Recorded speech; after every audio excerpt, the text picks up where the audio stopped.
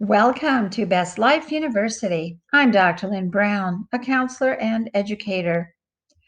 In this podcast, I discuss a myriad of topics related to the 5 dimensions of personal growth: mental, social, spiritual, emotional, and physical. Thank you so much for listening. Today's topic is Hunger and Appetite, Part 2, the 2 jars that must be filled each day. What is appetite? Appetite is the longing or yearning for something especially desirable. Appetite arises from previous pleasurable experiences. Because both hunger and appetite entice us to eat, they are frequently confused. Unfortunately, hunger is not required for eating. Appetite alone is enough inducement. And it takes only a little food to abolish hunger, but we continue eating because of appetite. And therein lies our main concern. A good way to address this issue is to visualize 2 jars. The way I see it is that each day you have to fill both of these jars. One is the physical jar. It represents hunger. This jar is fairly small.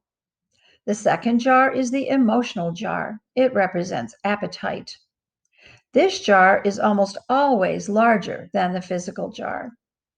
What most of us do is overflow the physical jar in order to fill the emotional jar. And that is why we gain weight. Let's discuss this in more detail.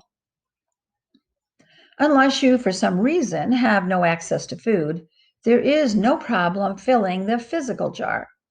None of us ever go hungry unless we so choose. And it doesn't take a lot of food to fill it to the top. So there is rarely a problem with the physical side of eating. The problem almost always lies in the appetite, the emotional aspect. This is because, as a person who wants to lose weight, you attempt to control eating by looking to external sources for information regarding food intake. Most everyone knows a lot about nutrition, fat grams, calories, etc. You look to this knowledge for the answers to consumption. And while this information is inherently useful from a practical standpoint, it has little to do with controlling your weight. The ability to lose weight and keep it off is grounded in being able to satisfy your appetite without eating more than your body needs for functioning. To do this requires an intimate knowledge of what you need to eat at any given time. This is easier to ascertain than you would at first believe. What you do is this. Each time you go to make a choice about what you're going to eat, the first question you ask yourself, the very first one is, am I going to enjoy this? If you aren't, go to another food choice. It doesn't matter how healthy the food is. If it isn't going to satisfy you at this time, there is no purpose in eating it. All you'll be doing is putting food in that small physical jar without adding to the all important emotional jar. So from now on, eat only foods that you are going to enjoy. Don't compromise. Your physical jar will easily get full. It's the emotional jar that tends to go empty or almost empty. And we will work very diligently to make sure it gets full before we go to bed. That's why most people eat all evening. They are making up for not having attended to their emotional jar.